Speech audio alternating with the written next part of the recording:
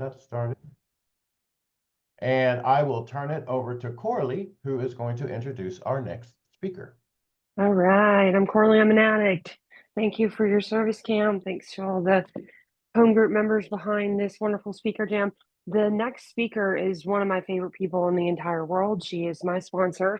I am forever grateful to my higher power for introducing me to her.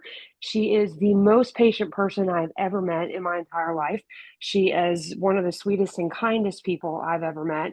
And she's hilarious. So that's one of my favorite things about her. But she has a lot of clean time under her belt. And one of my favorite things about her is that she is unashamedly imperfect. She will, she's never afraid to show me her true self. And for that, that gave me the confidence to show her my true self and be completely honest with her. I love you so very much, Krysten. This is Krysten, guys. Hi, I'm Krysten and I'm an addict. I first want to just take a second and invite God into the room, into my room, so that I can carry a message of Narcotics Anonymous via God's message and not my message, because that's important today.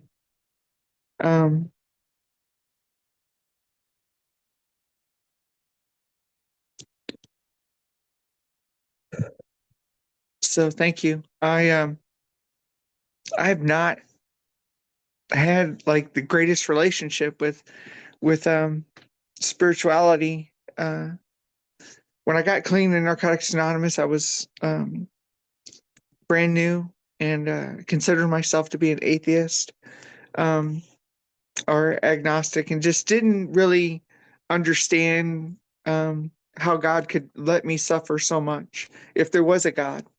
Um, you know, I didn't understand why he would take so many wonderful people away from me. And I decided that the whole God thing wasn't for me. And I was really selling myself short. And I got really confused between God and spirituality. Um, I got confused because, I didn't have the proper tools yet. I was still learning about myself, and I was still learning about this program. And somebody told me that it's okay if you don't have a God. It's okay if you don't believe in God. You can believe in me, or you can believe in my God. And if that'll work for you, then you're more than welcome to share my God. And and that was really important to me in the beginning, because it started opening some doors in my recovery that I uh, I didn't realize was going to be possible. Um, I didn't know that, like, people got clean for long periods of time. Most people that um, had gotten clean, or quote unquote clean, um, in treatment centers, they'd get out and then they'd go party. And so um, I thought that's what was going to happen. I was going to get clean for a little bit, and I was going to end up going back out, and I was going to start partying again. And that wasn't the case either. Um, you know, I started doing things that was suggested to me when I came into the rooms. Um, One of the things that was suggested to me is that I learn how to meditate and I learn how to pray. And both of those seem completely an unreachable goal for me, because I thought, um, for one, I didn't. My brain was too sporadic. There was just too much going on all at the same time, and for it to be quiet for any length of time, there was absolutely no way that I was going to be able to sit and be quiet and be still and allow God to start moving in my life, or sit and meditate for a period of time. Those things just seemed very, very foreign to me. Um, and I wanted to share something out of the just for today live in the program. It's on page 91 in the fifth edition, but it talks about um, as new members, the talk of God we hear in meetings repelled us until we sought the answers in this area. We were trapped in the ideas gathered by our past. Agnostic and atheists sometimes start just by talking to whatever's there. There's a spirit and an energy that can be felt in our meetings. And that's where it started for me. You know, the feeling in a meeting that I just couldn't get anywhere else. The the feeling that there was a presence of God that was working in my life in a meeting. I'd go to a meeting, I'd feel great. I I'm on top of the world. Some people called it a pink cloud. Um, I called it a God cloud. I um I just knew that there was something working in my life, and I didn't know what it was.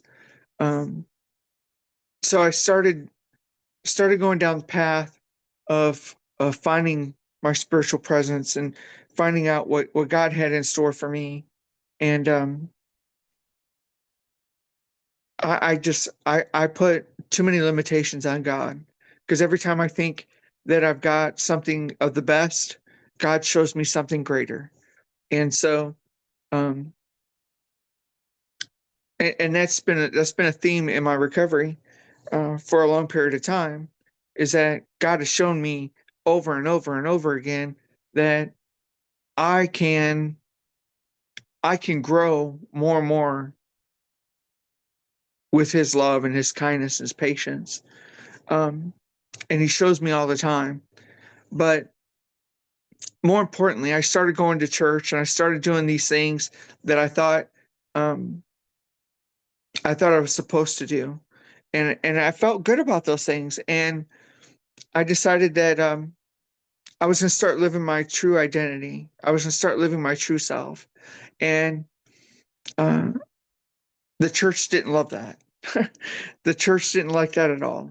And so my whole presence of spirituality and God and all that was rocked, because how could I love myself enough to be myself and love myself enough to show the world who I truly was, when the people that I thought were there to support me shunned me and hated me. And so I decided that I was going to go to a Narcotics Anonymous meeting, and I was going to let everyone know about my true self. And it was probably one of the greatest things I ever did, was because I found so much love and so much kindness and so much patience, um, and so much acceptance in those rooms, that I I I had lost my sense of God. I had lost my sense of spirituality, and I didn't know. I like My whole world was kind of upside down at this moment, and I didn't know what I was gonna do, because all I knew was I knew there was a God at this point, and I knew that God loved me, but I didn't know that that that came with no expectations from God. Like, God loves me unconditionally, and my spirituality has been growing since then. My spiritual growth is becoming myself. My spiritual growth is becoming allowing God in my life to show me every single day how to be a better person, to be a better woman, to be a better mother, to be a better um, child of God. And I just don't know the um, the reason why so many people would hate me. Um, and so uh, my spirituality is had kind of had went to a lackluster, um, to say the least. You know, kind of a place where I just felt like um, without the Rooms Narcotics Anonymous, outside of the Rooms Narcotics Anonymous, I felt like there was